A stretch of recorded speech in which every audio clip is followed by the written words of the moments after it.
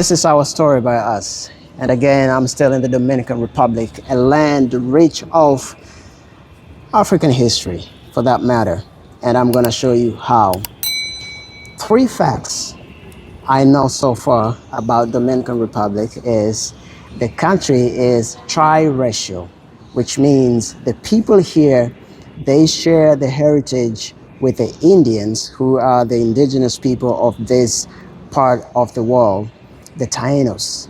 And then came the Spaniards, and then came the French, and then the French brought in Africans, and that's how the whole racial demographics of this country was made up.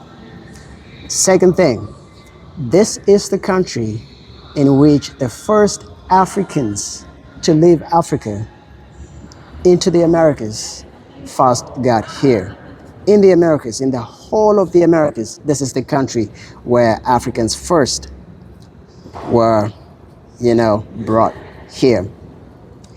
Third fact about the Dominican Republic. This is where the world's renowned explorer, Christopher Columbus, was buried. And guess what, where I'm sitting right now? I am sitting at the tomb of Christopher Columbus, right here behind me. This is where the man was laid to rest. This is resting home. Well, and now I want us to talk about how Christopher Columbus' voyages helped or fueled the transatlantic slave trade, the role it played in, enabling the enslavement of African people into the Americas. So Christopher Columbus, discovering this part of the world, the Americas, he came here and he discovered. I know he is controversial.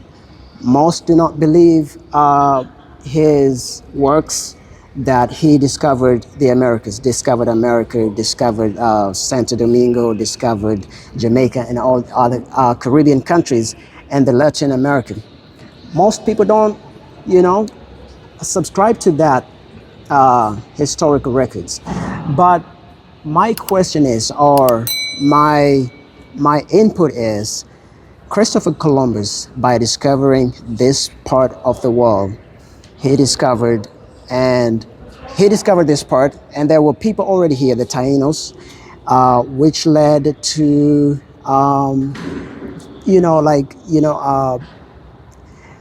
the tribal cleansing, ethnic cleansing of the Taíno people.